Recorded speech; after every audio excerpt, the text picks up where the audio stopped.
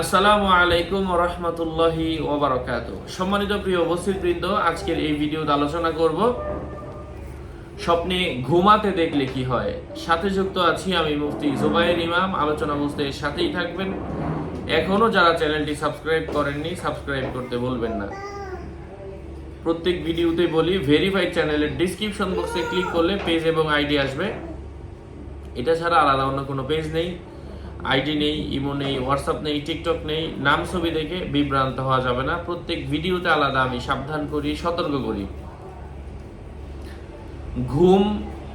ঘুমাতে দেখা, তন্দ্রা দেখা, এটা শান্তির আলামত। ঈদ ইয়গাশি কুমুন্নু আসু আমানাতাম মিনহু, এ ব্যাপারে কোরআনের একটা আয়াত এসেছে যে আল্লাহ পাকের পক্ষ থেকে যখন তোমাদের স্বস্তির জন্য তিনি তোমাদেরকে ঘুম দিলেন, তন্দ্রা তোমাদেরকে আচ্ছন্ন করো। যাই হোক, ঘুম স্বপ্নে দেখা এটা অসচেতনতার আলামত। যেমন মোনাজাতে আমরা বলি, হে আল্লাহ আমাদের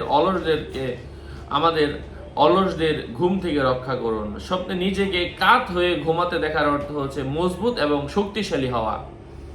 এবং কোনো ব্যক্তি যদি স্বপ্নে ধন সম্পদ অর্জিত হবে, দুনিয়া তার হাতে চলে আসবে, কেননা জমিন শক্তিশালী ও মজবুত মসনদ। যে ব্যক্তি কাত হয়ে ঘুমায় এবং তার মুখ খোলা ছিল, ফলে মুখ থেকে রুটি বের হয়ে গেল, তার ব্যাখ্যা হলো তার শাস্তি কমবে। ধন সম্পদ চলে যাওয়া, নিজের কাজে অসফল হবে, তবে অন্যের কাজে সফলতা পাবে।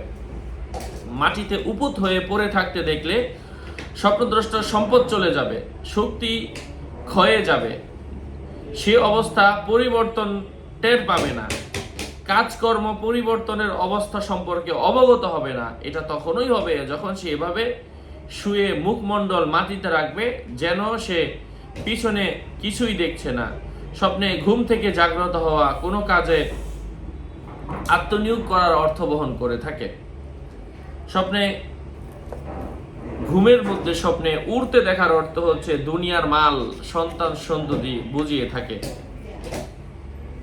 যাই হোক, আশা করছি বুঝতে পেরেছেন। আরো আপডেট পেতে সাথেই থাকবেন। সকলের মঙ্গল সুস্বাস্থ্য কামনা করে এখানেই শেষ করছি। আর এই জাতীয় স্বপ্নের ব্যাখ্যার কিতাব, আমলের কিতাবও যদি প্রয়োজন পড়ে, আমার সাথে যোগাযোগ করে নিয়ে নেবেন। কিতাবে কি কি আছে, আমার ভিডিওতে যা যা দেখছেন শিরোনামগুলো এগুলাই আছে।